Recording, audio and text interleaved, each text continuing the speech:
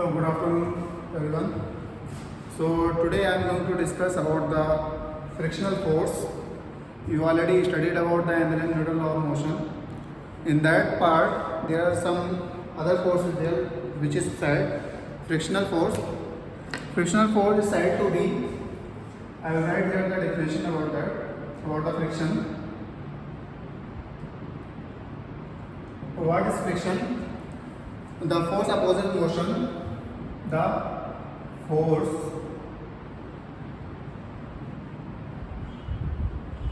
opposes motion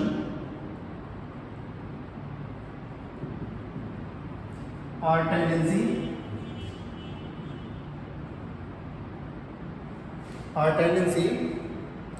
of motion is called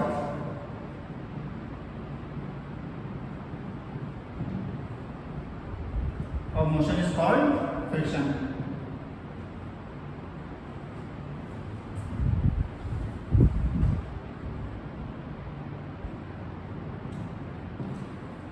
जो force को oppose करे, ऐसा फोर्स जो मोशन को अपोज करे, मतलब मोशन ना होने दे, ऐसा भी बोल सकते हैं, उसको हम क्या बोलते हैं? फ्रिक्शनल फोर्स बोलते हैं या उसको फ्रिक्शन बोलते हैं.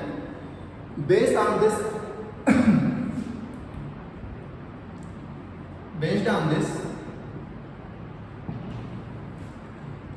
Opposition process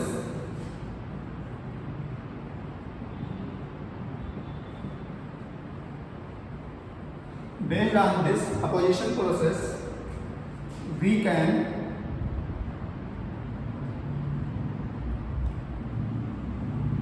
categorize it into two parts, which is said to be, first one is the dry friction,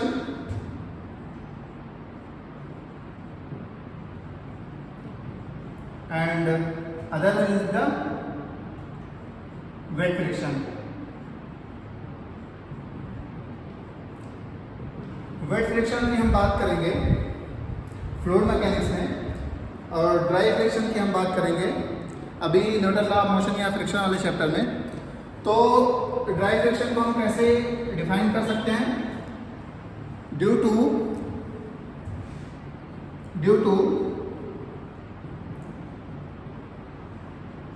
irregularities of the interlock, या फिर due to irregularities of surfaces in contact.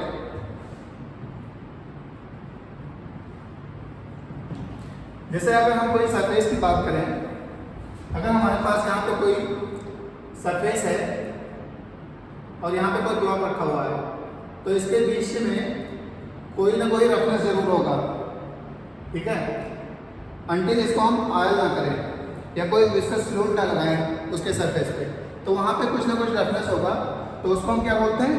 Dry friction. अगर हम wait friction की बात करें, wait friction में क्या हम लिख सकते हैं? Due to continuous collision of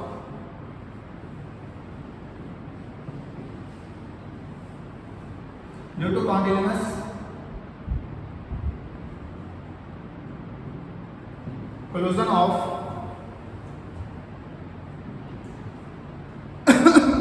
the medium, due to the continuous collision of medium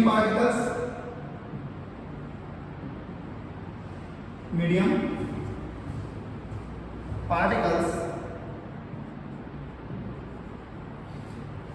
पहले भी मैंने बताया जैसे कि वेट फ्रिक्शन जो है वो हम फ्लूइड मैकेनिक्स में बात करेंगे, फिर भी मैं थोड़ा इसका ओवरव्यू दे रहा हूँ कि due to the continuous collision of the medium particles on body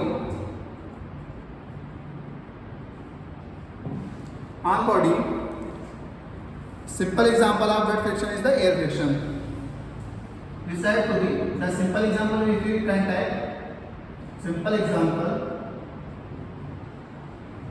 of wet friction is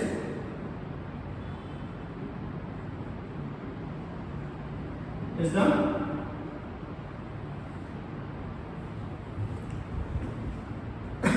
air friction.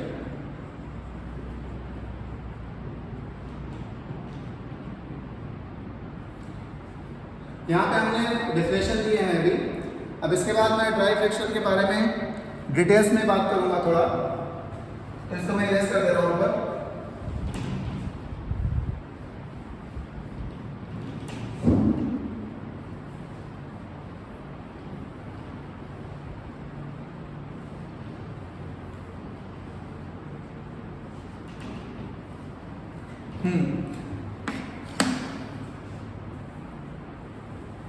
तो यहाँ पे मैं ऐड निकालूंगा ड्राई फ्रिक्शन। जैसा कि अभी मैंने बताया था कि अगर कोई ब्लॉक सरफेस पर रखा गया है तो उसके बीच में ब्लॉक और सरफेस के बीच में थोड़ा बहुत रफनेस होता है अंटिल कि उस पर कोई विस्कस फ्लूइड ना लगाया जाए। ठीक है, तो यहाँ पे हम क्या लिखेंगे, फ्रिक्शन ड्यू टू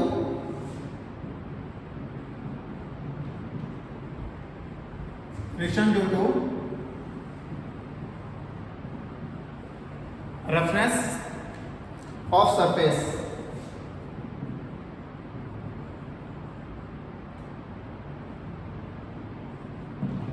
ठीक है, जो एग्जांपल मैंने लिया था सेम एग्जांपल मैं ले रहा हूं यहाँ पे कि हमारा एक सरफेस है, इसमें अगर कोई ब्लॉक रखा हुआ है तो यहाँ पे कुछ इस टाइप के इंटरलॉकिंग होते हैं जो कि हम नॉर्मली नहीं देख सकते, बट अगर इसको हम माइक्रोस्कोपिक से ये पार्ट अगर हम देखें तो ये इसको मैं जूम कर ले रहा हूँ, यहाँ पे कुछ हमें ऐसा दिखेगा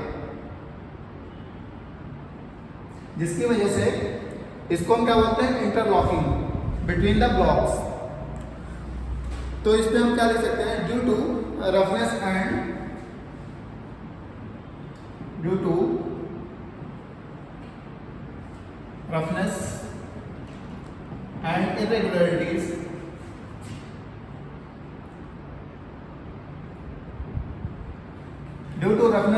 irregularities on surface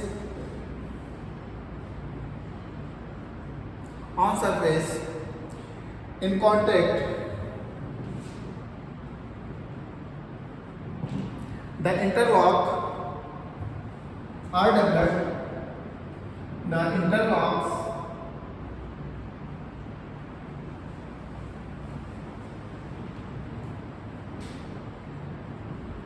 are developed which between, यहाँ पे हम लिख सकते हैं the interlocks are developed between the two contact surface, between the two contact surfaces which opposes the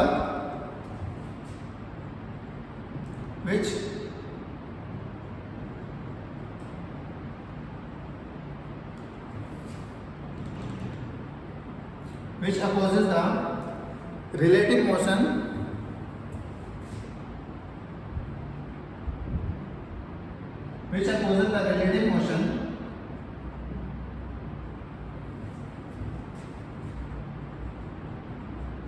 between the surface।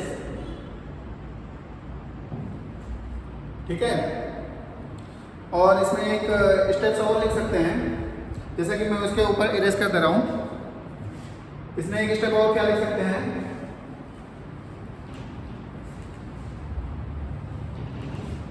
अभी मैं न्यूमेरिकल एग्जांपल दूंगा तो आप लोगों को बेटर समझ में आएगा।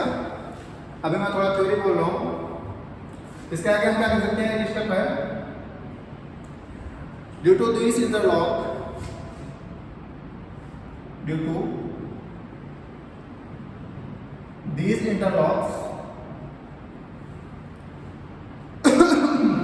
at various points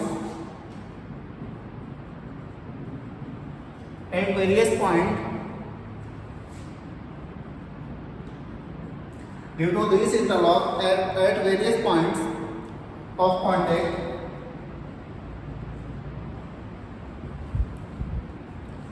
the contact forces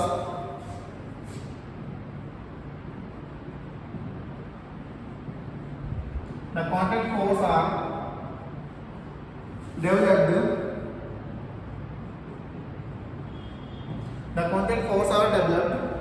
in various direction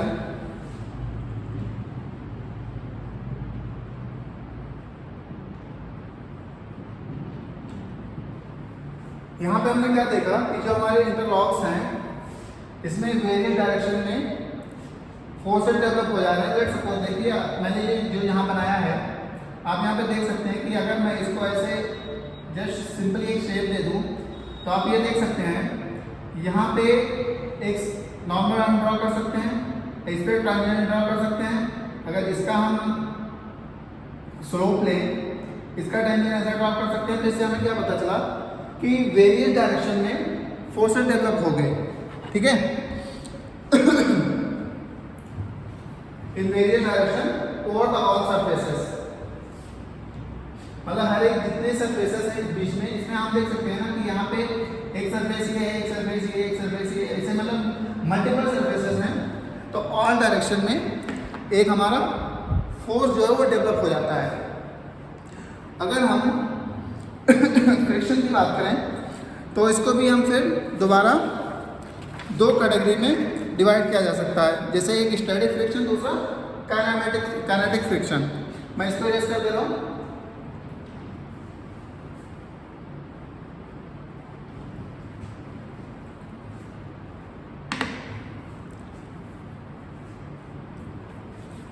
type of friction यहाँ पे मैं डालूंगा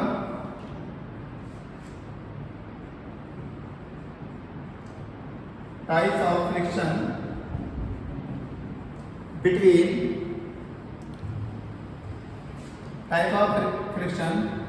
between two contact surfaces.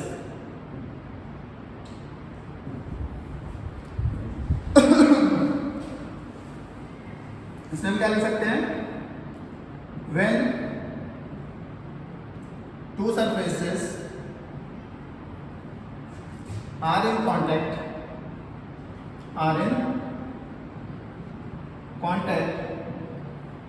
then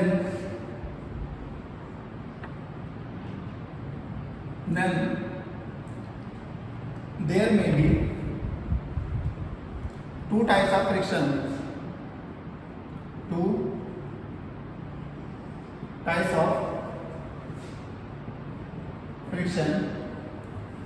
which is said to be static friction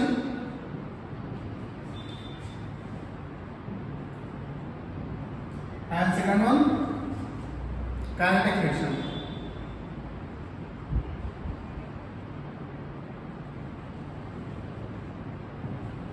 ठीक है। अगर हम इसमें स्टैटिक फ्रिक्शन की बात करें और काइनेटिक फ्रिक्शन की बात करें तो इन दोनों को के बीच में एक और आता है जिसको हम बोलते हैं लिमिटिंग फ्रिक्शन। तो इसको मैं थर्ड पॉइंट में लिख लेता हूं, लिमिटिंग फ्रिक्शन।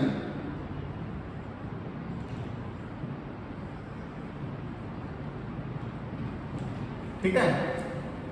तो इसके बाद हम अब बात करेंगे स्टैटिक फ्रिक्शन के बारे में कि स्टैटिक फ्रिक्शन हम कैलकुलेट कैसे करेंगे, क्या इक्वेशंस बन सकते हैं। तो अब मैं हेडिंग डालूंगा स्टैटिक फ्रिक्शन का, इसको मैं इरेज कर दे रहा हूँ। बार बार मुझे इरेज करना पड़ रहा है क्योंकि अगर मैं पूरा बोर्ड यूज करूंगा तो कैमरा के बाहर निकल जाऊंगा। फर्स्ट हेडिंग है हमारा स्टैटिक फ्रिक्शन। ठीक है। स्टैटिक फ्रिक्शन में हमने क्या बताया था अभी कि हमारे पास एक सरफेस पे ब्लॉक रखा हुआ है, उसके बीच में रफनेस होता है। ठीक है। लेट्स सपोज अभी ये जो हमारा ब्लॉक है ये रेस्ट पे है, इस पे कोई एक्सटर्नल फोर्स नहीं है, ना तो ये मूवमेंट में है, ये जहाँ पे रखा है वहाँ पे रेस्ट पे है। और इस सरफेस को मैं रफ सरफेस बोल देता हूँ, ठीक है। अभी यहाँ पे जब ये रेस्ट पे है तो हम क्या देख सकते हैं कि हमारा जो ब्लॉक है इस पे हमारा फ्रिक्शनल फोर्स 0 है, क्योंकि रेस्ट पे है, हम कोई एक्सटर्नल फोर्स भी नहीं लगा रहे हैं। जब तक हम इस पे एक्सटर्नल फोर्स नहीं लगाएंगे तब तक हमारा फ्रिक्शनल फोर्स भी डेवलप नहीं होगा, क्योंकि अभी हम इस पे अगर हम इसका एफबीडी बनाएं, FBD means free body diagram, अगर हम इस ब्लॉक का एफबीडी बनाएं तो हम क्या देख सकते हैं, इस ब्लॉक का लेट सपोज अगर हमारा मास m है तो इसके नीचे हमारा क्या लगेगा, mg downward and normal force upward. तो हमारा जो फ्रिक्शनल फोर्स होता है वो directly proportional to normal force होता है, ठीक है। और जैसा कि हमको पता है जब कोई भी प्रोपोर्शनलिटी अगर हम हटाते हैं तो उसके साथ कोई प्रोपोर्शनलिटी कांस्टेंट आता है। तो हमारा जो फ्रिक्शनल फोर्स जो है ये directly proportional to normal force है, नॉर्मल है। तो अगर हम इसका प्रोपोर्शनलिटी हटाते हैं, रिमूव करते हैं, तो हमारा प्रोपोर्शनलिटी कांस्टेंट हमारा म्यू आता है। तो हमें क्या पता चला कि जो हमारा फ्रिक्शनल फोर्स है वो डायरेक्टली प्रोपोर्शनल टू किसके, नॉर्मल के। बट जब हम इसको लिखेंगे तो हम क्या ले सकते हैं, frictional force F is equal to mu into N. कई सारे स्टूडेंट ऐसे होते हैं जो रट्टा मार के रखे हैं कि हमारा जो फ्रिक्शनल फोर्स है वो म्यू एन के इक्वल होता है, बट ऐसा केस में लूंगा अभी कि जो हमारा म्यू एन के इक्वल नहीं होगा। हमारा फ्रिक्शनल फोर्स जो हमेशा म्यू एन के इक्वल नहीं होता है।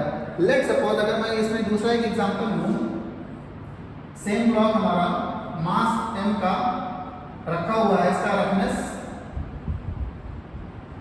रफ है, रफ सरफेस है।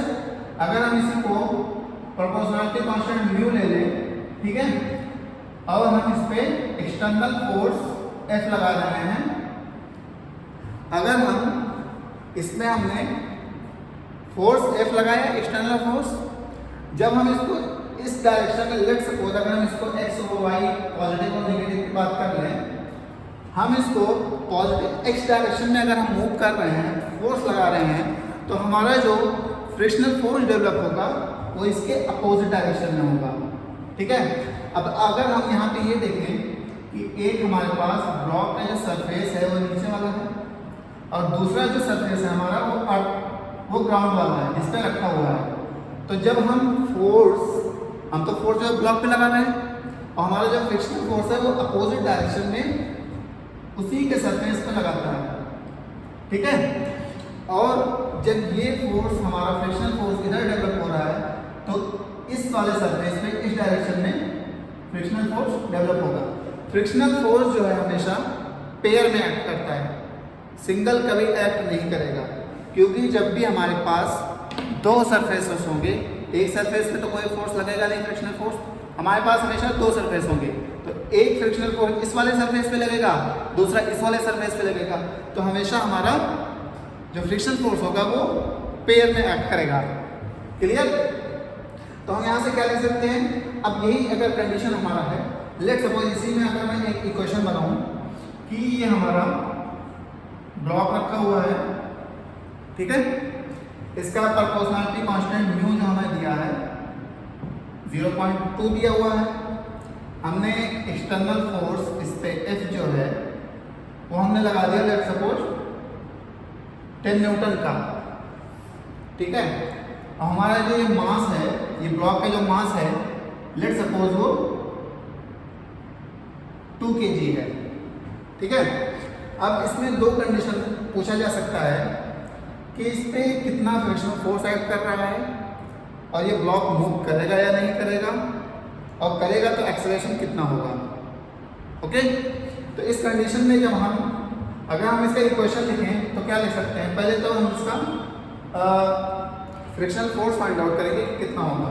तो फ्रिक्शनल फोर्स के लिए फ्रिक्शनल फोर्स को हम स्मॉल f से डिनोट करते हैं, तो frictional force F is equal to mu n, और n इज इक्वल टू हमें पता है, यहाँ से हमने फाइंड आउट किया था, n is equal to mg हमने यहाँ से फाइंड आउट किया था। तो म्यू n, तो n की जगह मैं डायरेक्टली यहाँ पे mg पुट कर रहा हूँ, तो तो म्यू में दिया है 0.2 और 2 kg। जी मैं यहाँ पे 10 कंसिडर कर ले रहा हूँ। तो हमारा फ्रिक्शनल फोर्स कितना आया? फ्रिक्शनल फोर्स कितना आएगा? 4 न्यूटन। ठीक है, हमारा यहाँ पे फ्रिक्शनल फोर्स जो आया 4 न्यूटन आया। लेट्स सपोज अब हम इसका अगर इक्वेशन लिख के अगर एक्सेलरेशन की बात करें तो हम इसको क्या लिख सकते हैं? हमें ये पता है कि ये 4 न्यूटन का फ्रिक्शनल फोर्स इधर लग रहा है और हम इधर 10 न्यूटन का फ्रिक्शनल फोर्स 10 न्यूटन का एक्सटर्नल फोर्स लगा रहे हैं। तो इसके मतलब ये हमारा जो है स्टैटिक में नहीं रहेगा। ठीक है, अगर इसी जगह हम एक्सटर्नल फोर्स 1 न्यूटन लगाते हैं, ठीक है, एक्सटर्नल फोर्स हम 1 न्यूटन लगाते तो क्या होता? हमारा ये जो फ्रिक्शनल फोर्स है ये इससे कम, ये इससे ज़्यादा है। एक्सटर्नल फोर्स जो है फ्रिक्शनल फोर्स से कम है तो हमारा ब्लॉक जो है वो मूव नहीं करेगा, स्टैटिक रहेगा। ठीक है, अगर हम इसके एक्सेलरेशन की बात करें तो चलो मैं इक्वेशन लिखता हूँ। हमारा 1 न्यूटन है इधर, तो F हमारा इस डायरेक्शन में है, पॉजिटिव एक्स डायरेक्शन में, और frictional force negative X direction में है, तो -F इजिकल टू ma। तो F हमने दिया है 1 newton -4 newton is equal to m हमारा कितना है 2 kg और a, तो यहाँ से कितना आएगा a इजिकल टू -3/2। बट ये माइनस है मतलब अपोजिट डायरेक्शन में है और हम फोर्स लगा रहे हैं एक्स पॉजिटिव में। तो इससे हमें क्या पता चला कि हमारा जो ब्लॉक है वो मूव नहीं करेगा। ठीक है, अब इसके बाद मैं थोड़ा सा काइनेटिक फ्रिक्शन के बारे में बात करूंगा। इसको मैं इरेज कर दे रहा हूँ।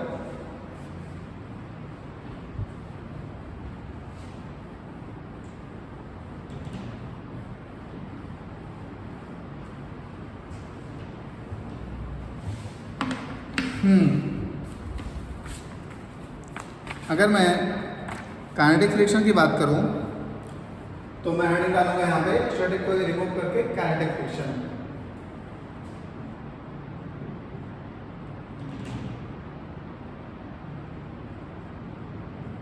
काइनेटिक फ्रिक्शन, काइनेटिक फ्रिक्शन क्या होता है?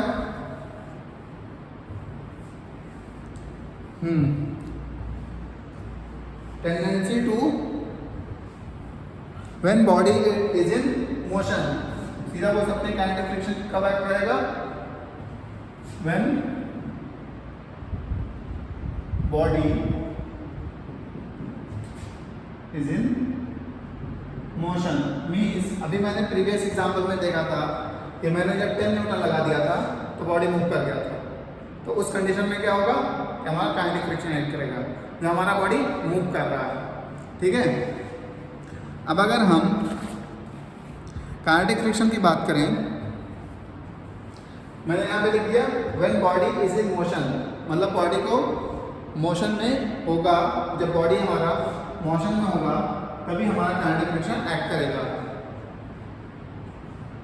इसमें एक हम पॉइंट लिख सकते हैं, no external force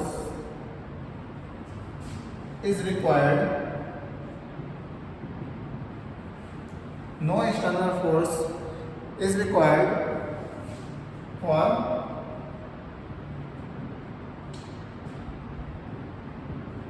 kinetic friction। ठीक है, ऐसा नहीं है कि मतलब हमने कोई जब हमारा कोई एक्सटर्नल फोर्स हम किसी ब्लॉक पे लगाएंगे तभी काइनेटिक फ्रिक्शन होगा। हम अगर चल रहे हैं तब भी काइनेटिक फ्रिक्शन एक्ट कर रहा है। कोई भी व्हीकल मूव कर रही है तो काइनेटिक फ्रिक्शन एक्ट कर रहा है उस पर। ठीक है, तो उसका भी फार्मूला हमारा सेम है। तो F directly proportional to n, proportionality हटाओगे तो कांस्टेंट आ जाएगा म्यू n। अब यहाँ पे अगर हम काइनेटिक फ्रिक्शन की बात कर रहे हैं तो यहाँ पे F के लिख लेंगे, इसको म्यू के लिख लेंगे। इसी तरह अगर हम प्रीवियस की बात करें स्टैटिक फ्रिक्शन की तो इसको Fs लिख के इसको म्यू s कर देंगे। दोनों बस सेम है, बस हमारा म्यू के और म्यू s डिफरेंस रहेगा। एक पॉइंट मैं आपको बताता हूँ, हमारा जो म्यू एस है, ठीक है, coefficient of friction for static friction always must be greater than coefficient of kinetic friction. ठीक है, हमारा जो स्टैटिक फ्रिक्शन का कोएफिशिएंट है वो ऑलवेज काइनेटिक फ्रिक्शन के कोएफिशिएंट से ज़्यादा होगा। और म्यू को हम क्या बोलते हैं? Coefficient of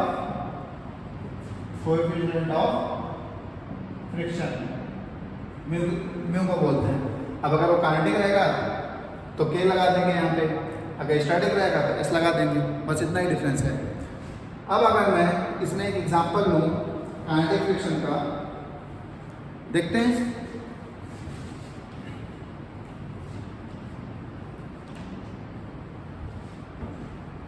Let's suppose I have one block over here on the surface which has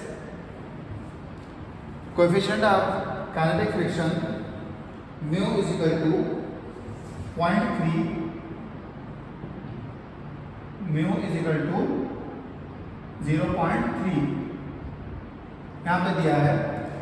और इस पे मैंने 40 डिग्री एंगल पे मैंने फोर्स लगाया इसको खींचने के लिए। कितना फोर्स लगाया? 10√2 न्यूटन का। अब इसमें हमें क्या फाइंड आउट करना है?